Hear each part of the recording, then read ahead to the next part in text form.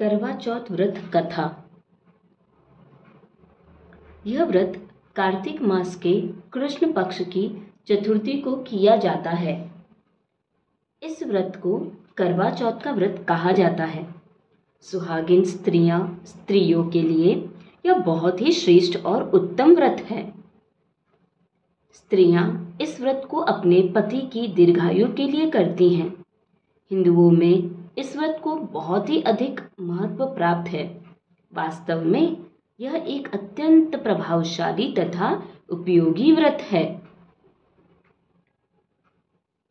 पूजन सामग्री: पीली मिट्टी, पीले या लाल रंग का कपड़ा, लकड़ी का पटरा, करवा यानी मिट्टी का बना हुआ, करवा खांड या चीनी का बना हुआ, रोली, सिंदूर, कलावा, दीपक, रुई, घी, धूप बत्ती, कपूर, फूल माला, पान, पंचमेवा, पंचामृत, मौसम के अनुसार फल, पेड़े या बताशे और गंगा जल। अगर गंगा जल ना हो तो आप सादा स्वच्छ पानी भी इस्तेमाल कर सकते हैं, और चावल। अब आइए देखते हैं व्रत करने की विधि। इस दिन सुहागिन स्त्री को प्रातःकाल ही घर की सफाई आदि करके स्नान आदि से निवृत्त हो लेना चाहिए। इस दिन स्त्री को पूरे दिन निर्जल उपवास करना चाहिए। फिर पूजन की सभी सामग्री को एकत्रित कर लें। इसके बाद में शाम के समय अपने घर के पूजा स्थान या आंगन को स्वच्छ कर लें। फिर स्त्री को मुंह हाथ आदि धोकर स्वच्छ वस्त्र पहनने चाहिए और आभूषण आदि धारण करने चाहिए। फिर चावल को पीसकर उसमें थोड़ा सा सिंदूर तथा पानी मिलाकर मिश्रण बना ले और इससे दीवार पर करवा माता का चित्र बनाएं। साथ में गणेश जी, सूर्य, चंद्रमा आदि देवी देवताओं के चित्र भी बनाएं। साथ ही सुहाग की विभिन्न वस्तुओं जैसे चूड़ी, बिंदी, बिछुआ आदि, दूध देने वाली गाय, करवा बेचने वाली कुम्हारिन, महावर लगाने वाली नाइन, चूड़ी पहनाने वाली मनिहारिन, 7 भाई और उनकी इकलौती बहन आदि के भी चित्र बनाए जाते हैं। यदि आपको चित्र बनाने में कोई समस्या हो तो आजकल बाजार में करवा चौथ का कैलेंडर छपा हुआ मिल जाता है, उसे लाकर दीवार पर चिपका लेना चाहिए। अन्यथा यह पुस्तक जो आपके हाथ में है की एक अन्य प्रति रख लेनी चाहिए, क्योंकि इस पुस्तक के आवरण कवर पर भी एक करवा माता के स्वयं सिद्ध चित्र छपे हुए हैं जो अत्यंत प्रभावशाली हैं। फिर पीली मिट्टी से भगवान शिव तथा माता पार्वती के प्रतीक स्वरूप बना लेने चाहिए। वास्तव में माता पार्वती के पति भगवान शिव को अजर अमर माना जाता है, इसलिए उनकी पूजा करके माता पार्वती से प्रार्थना की जाती है कि हमारे पति को भी लंबी आयु प्रदान करें। फिर लकड़ी का पटरा रखकर उस पर पीले या लाल रंग का कपड़ा बिछा दें और उस पर उन स्वरूपों को रखें। मिट्टी के करवा में कलावा बांध दें और उसमें पानी भरकर रखें। फिर दीपक, धूप बत्ती आदि जला लें। फिर रोली चावल से पूजा करें और फूल आदि चढ़ाएं। इसके बाद में फल, मिठाई, मेवा आदि समर्पित करें। खंड या चीनी का बना हुआ करवा भी वहीं लाकर रख लें। यदि एक से अधिक महिलाएं एक साथ मिलकर पूजन कर रही हैं तो सभी महिलाओं को मिट्टी का करवा और खांड का करवा अपना अपना अलग अलग ले लाना चाहिए। शेष पूजन सामग्री अलग अलग लाने की आवश्यकता नहीं है।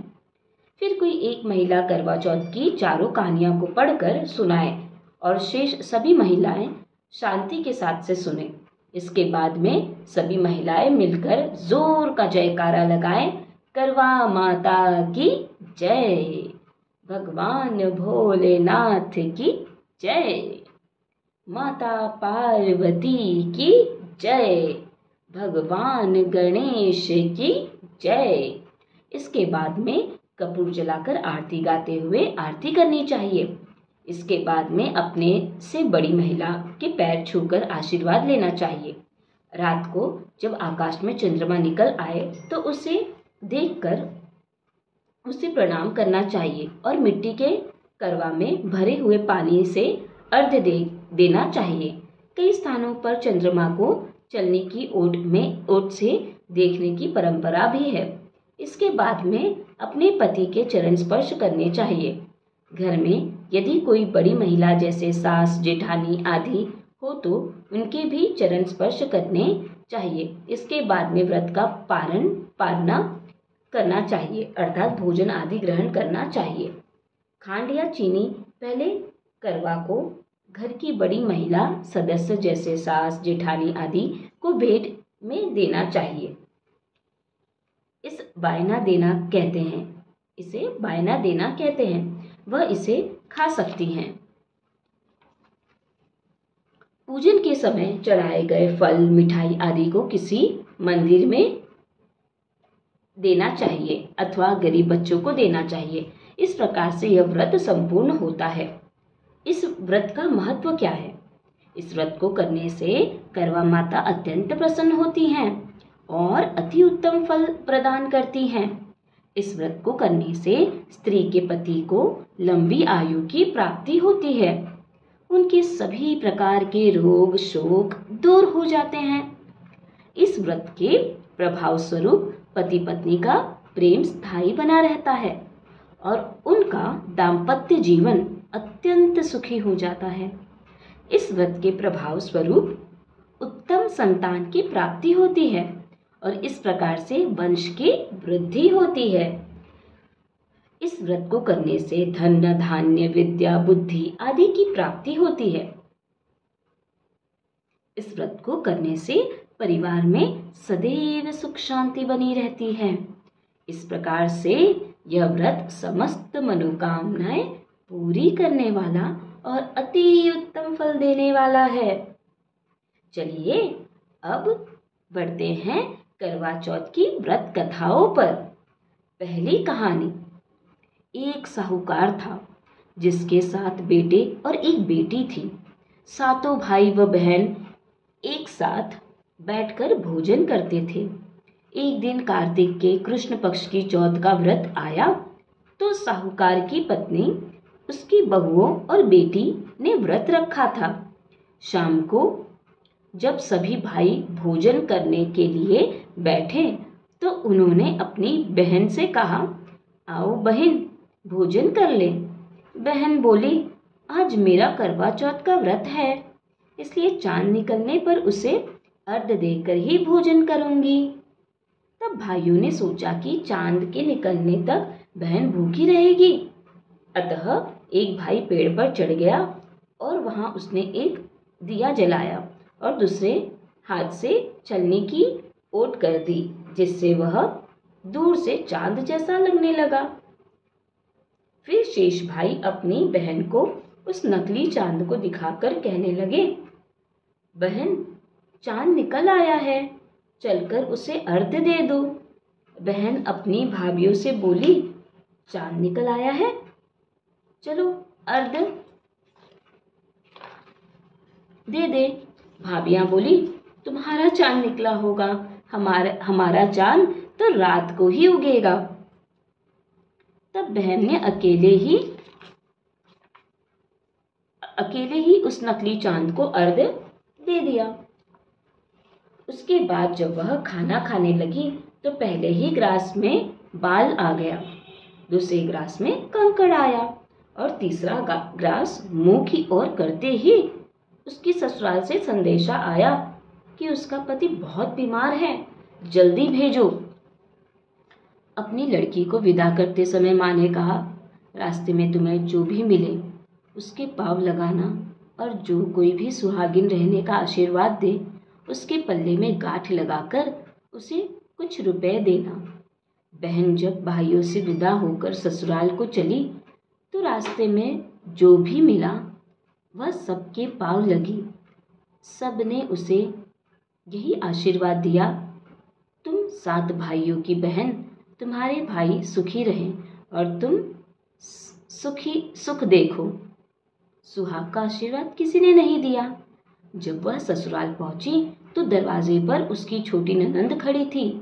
वह उसके भी पाँव लगी तो उसने कहा, सुहागिन रहो, दूधो नहाओ, पूतो फलो। उसने यह सुनकर उसके पल्ले में गांठ बांधी और उससे सोने का सिक्का दिया। फिर भीतर गई तो सास ने कहा, तेरा पति धरती पर पड़ा है। तो वह अपने पति के पास जाकर उसकी सेवा करने के लिए बैठ गई। बाद में सास ने दासी के हाथ बची कुची रोटी भेज दी। इस प्रकार से समय बीतते बीतते अगहन मार्गशीर्ष की चौथ आई तो वह चौथ माता से बोली, हे माता, आप ही मेरा उद्धार करोगी, आपको मेरा सुहाग देना पड़ेगा। तब उस चौथ माता ने बताया, पूस यानी पौष की चौथ आएगी, वह मेरे से बड़ी है, उससे ही कहना। इतना कहकर चौथ माता चली गई। फिर अगले महीने पूस यानी पौष की चौथ आई और वह भी यही कहकर चली गई, आगे आने वाली चौथ से कहना। इस प्रकार से माघ, फाल्गुन, चैत्र, वैशाख, ज्येष्ठ, आषाढ़, श्रावण, भादो की कथा आई, की चौथ आई और चली गई। फिर जब असोज यानी आश्विन की चौथ आई तो उसने बताया, कार्तिक की चौथ ही तुम्हारा सुहाग वापस कर सकती है। वह आए तो उससे विनती करना। फिर वह भी चली गई। जब कार्तिक की चौथ आई तो बोली, भाइयों की प्यारी करवा ले, दिन में चांद उगाने करवा ले, व्रत खंडन करने वाली करवा ले। सुनकर वह चौथ माता के पांव पकड़कर गिड़गिड़ाने लगी, हे चौथ माता, मेरा सुहाग तुम्हारे हाथों में है, आप ही मुझे सुहागिन करें। तो माता बोली, तुम्हारे व्रत भंग कर देने से भगवान श्री गणेश जी अप्रसन्न हो गए हैं और इसी कारण से तुम्हारे पति की यह गति हुई है। अब यदि तुम पुनः पूरे विधि विधान के साथ में व्रत करोगी तो तुम्हारा पति जीवित हो सकता है। यह सुनकर उसने विधि विधान पूर्वक व्रत किया और चंद्रमा निकलने पर उसे अर्घ्य दिया। उसके इस प्रकार से व्रत संपन्न करने से गणेश जी अत्यंत प्रसन्न हुए और उनकी आज्ञा पाकर करवा चौथ माता ने अपने टीके में से रोली लेकर उसके आदमी पर छीटा दिया तो वह उठकर बैठ गया और बोला, आज मैं बहुत सोया। वह बोली, पूरे 12 महीने सोए हो। आज गणेश जी और करवा चौथ माता की कृपा से उठे हो। हे करवा चौथ माता, आपने जिस प्रकार से उसके पति को आयु प्रदान की, वैसे ही हमारे पति को दीर्घायु प्रदान करना। जो भी इस व्रत को करे और जो भी इस कथा को पढ़े या सुने, उन सबके पतियों को दीर्घायु प्रदान करना, सबको उत्तम फल देना। आइए अब हम सभी सुनते हैं दूसरी कहानी। अति प्राचीन काल की बात है। एक बार पांडु पुत्र तप करने के लिए नीलगिरी पर्वत पर चले गए थे। इधर पांडवों पर अनेक मुसीबतें पहले से ही थी और अब अर्जुन भी तप के लिए चले गए। इससे शौक विह्वल होकर द्रौपदी ने श्री कृष्ण की आराधना की। श्री कृष्ण ने उपस्थित होकर पूछा, बहन, तुम्हें क्या कष्ट है? द्रौपदी ने हाथ जोड़कर कहा, हे प्रभु, आप तो अंतर्यामी हैं। मेरे कष्टों के विषय में आप स्वयं जानते ही हैं। मुझे कष्टों के बोझ ने विह्वल कर दिया है। क्या ऐसा कोई उपाय है जिससे इन कष्टों से छुटकारा मिल सके? श्री कृष्ण मुस्कुराकर बोले, द्रौपदी, तुम्हारा प्रश्न अति उत्तम है। यही प्रश्न एक बार माता पार्वती ने भगवान शिव से किया था। तब शिव जी ने उनको करवा चौथ के व्रत का विधान बताया था। द्रौपदी ने कहा, हे प्रभु, फिर तो मुझे भी करवा चौथ के व्रत की जानकारी प्रदान कीजिए और उसकी कथा को कहिए।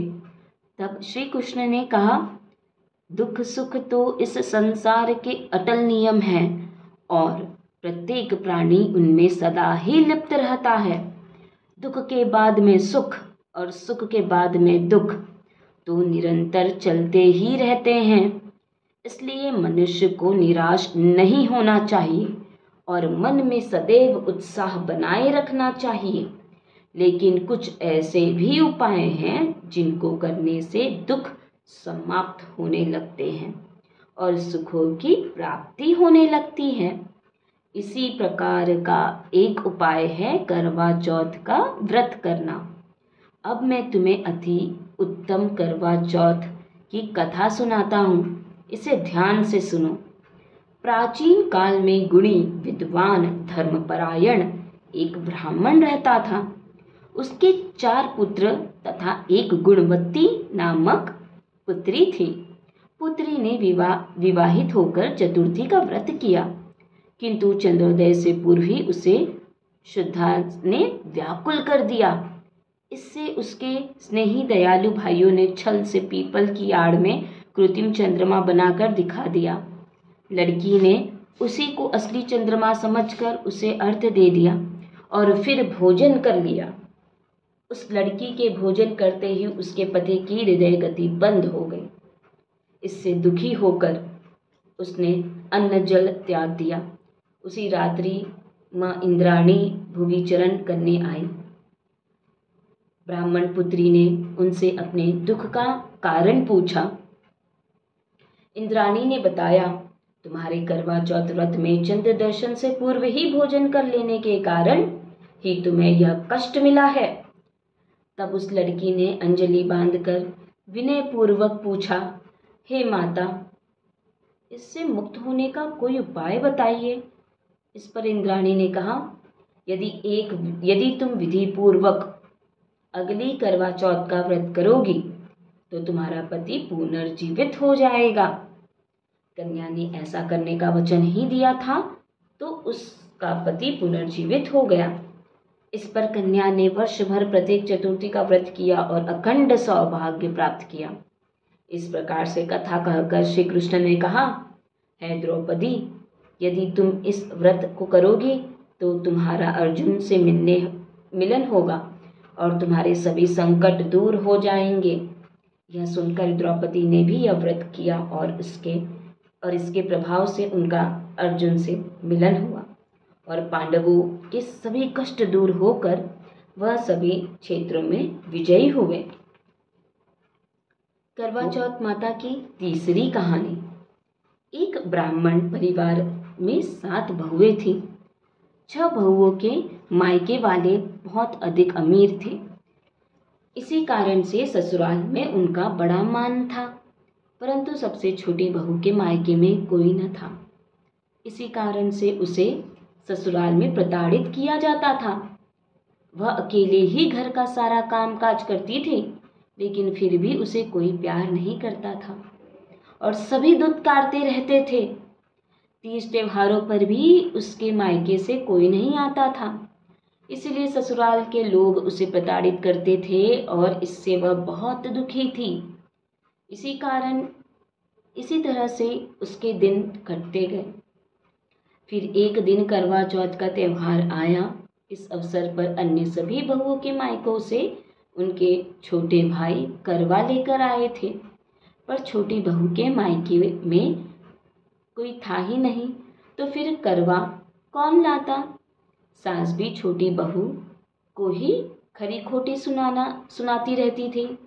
इससे वह दुखी होकर घर से निकल पड़ी और जंगल में जाकर रोने लगी। वहीं पर एक नाग अपने बिल में रहता था। वह बहुत देर तक उसका रोना सुनता रहा। अंत में वह अपने बिल से निकल आया और उससे पूछने लगा, बेटी क्या बात है, तुम रो क्यों रही हो। छोटी बहू बोली, आज करवा चौथ का त्योहार है। इस त्योहार पर सभी भाई अपनी बहनों के लिए करवा लेकर आते हैं, लेकिन मेरा तो कोई भाई ही नहीं है। यदि मेरा कोई भाई होता तो आज जरूर करवा लेकर आता।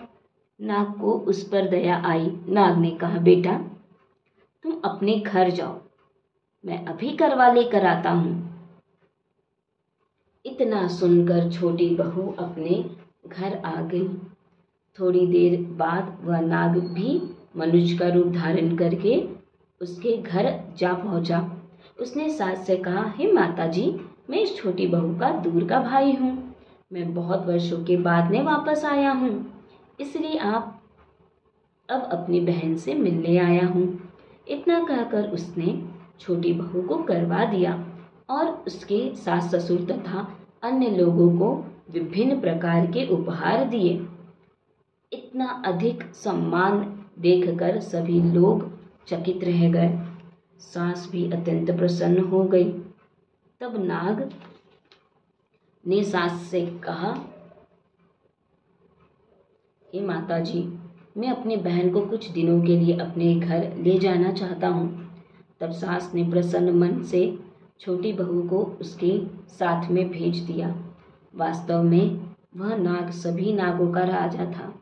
वह छोटी बहू को अपने महल में ले आया और उस सारा महल दिखाकर बोला, हे बहन, तुम जितने दिन चाहो उतने दिन आराम से रहो, मनचाहा खाओ, मनचाहा पहनो, पर एक बात याद रखना, सामने रखी नांद का ढक्कन मत खोलना।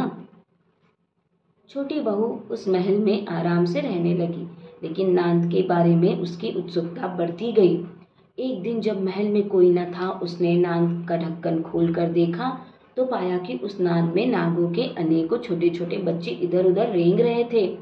यह देखकर उसने जल्दी से नांद ढक दी, लेकिन उसकी जल्दबाजी में एक सांप की पूंछ उस नांद के ढक्कन के नीचे आकर कट गई। शाम को जब नाग राजा वापस आया तो छोटी बहू ने उसे सारी घटना बता दी और अपनी गलती स्वीकार कर ली। नाग ने भी उसे क्षमा कर दिया। जब छोटी बहू ने ससुराल जाने की इच्छा की तो नागराज ने उसे धन रत्न आदि देकर विदा किया। इतना धन पाकर छोटी बहू के ससुराल के लोग अत्यंत प्रसन्न हुए और इससे छोटी बहू की ससुराल में बड़ी इज्जत होने लगी। उधर जिस नाग की पूंछ कटी थी, अन्य सभी नाग उसे भंडा भंडा कहकर तंग करते थे। एक दिन उसने अपनी माँ से पूछा, माँ, मेरी पूंछ कैसे कटी है? माँ ने कहा, छोटी बहू ने के द्वारा नांद का ढक्कन उठाने और जल्दी से रख देने में ही तुम्हारी पूंछ कटी है। तब वह बोला, मैं छोटी बहू से बदला लूंगा। उसकी माँ ने उसे बहुत समझाया कि ऐसी गलती से हो गया था, छोटी बहू ने जानबूझकर कुछ नहीं किया था, लेकिन वह नाग नहीं माना। एक दिन वह नाग चुपचाप छोटी बहू के घर में जा पहुंचा और छुप गया और मौका पाकर उसे काटने की सोचने लगा। तभी वहां पर छोटी बहू तथा उसकी सास आई और आपस में बातें करने लगी। सास ने पूछा, बहू, तुझे सबसे ज्यादा प्यारा कौन है? तब छोटी बहू ने कहा, मुझे तो भंडा भैया ही सबसे ज्यादा प्यारा है। भंडा ने जब यह बात सुनी तो वह अपने मन में सोचने लगा, जो बहन मुझसे इतना प्यार करती है, मैं उसे ही काटने आया हूँ। मैं कितनी बड़ी गलती करने वाला था। अच्छा हुआ भगवान ने मुझे यह पाप करने से बचा लिया। इतना सोचकर वह अपने घर को वापस चला आया। जब वह वापस अपने घर पहुंचा तो उससे उसकी माँ ने पूछा, तुम अपना बदला ले आए?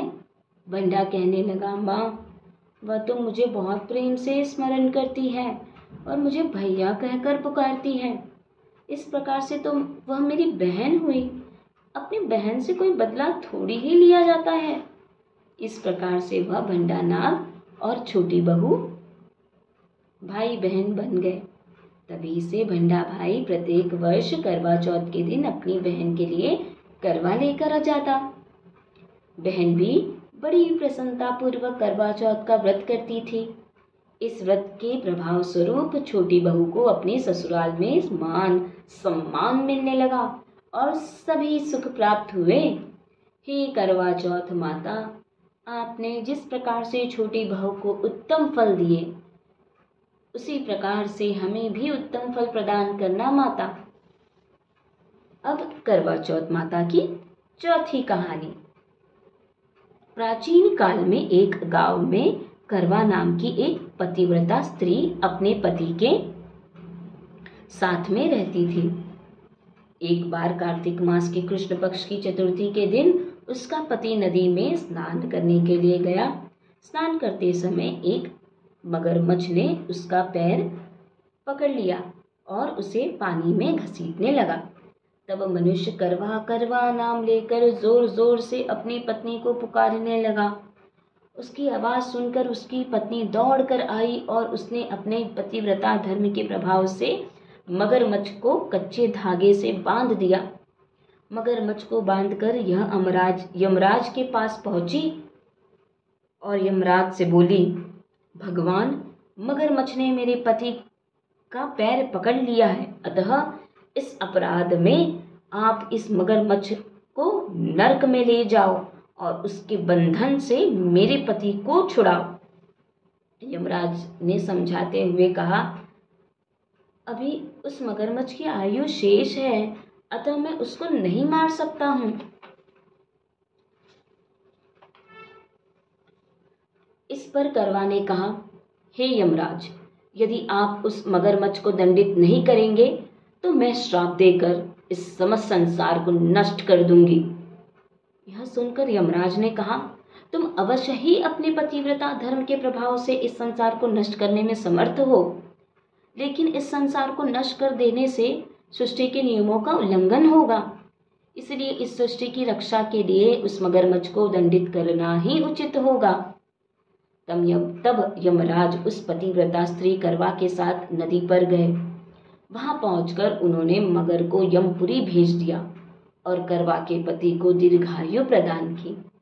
उसी दिन से यह करवा चौथ का पर्व मनाया जाता है और सुहागिन स्त्रियों के द्वारा व्रत रखा जाता है। हे करवा माता, जैसे तुमने अपने पति की रक्षा की, वैसे ही सबके पतियों की भी रक्षा करना। हमारे पतियों को दीर्घायु प्रदान करना। सारे मिलकर बोलो, करवा माता की जय। आइए अब श्री करवा माता की आरती करें। ओम जय करवा माता, मैया जय करवा माता। जो कोई तुमको ध्यावत, जो कोई तुमको ध्यावत, पार उतर जाता। ओम जय करवा माता, हम सब की माता हो, तुम हो रुद्राणी। ओ मैया तुम हो रुद्राणी, तुम्हारे यश को गावे, तुम्हारे यश को गावे हम सारे प्राणी।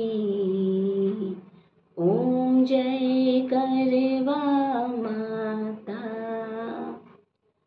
कार्तिक बदी चतुर्थी को जो नारी व्रत करे, पति होवे दीर्घायु, पति होवे दीर्घायु, दुख जा दूर परे। ओम जय करवा माता। रहे सुहागन हमेशा ऐसी हर नारी, मैया ऐसी हर नारी। गणपति बने कृपालु, गणपति बने कृपालु, विघ्न टरे भारी। ओम जय करवा माता। करवा माता की आरती जो नारी नित्य गावे, ओ मैया जो नारी नित गावे, कहत भक्त आशा रानी, कहत भक्त आशा रानी, मन वांछित फल पावे। ओम जय करवा माता, ओ मैया जय करवा माता।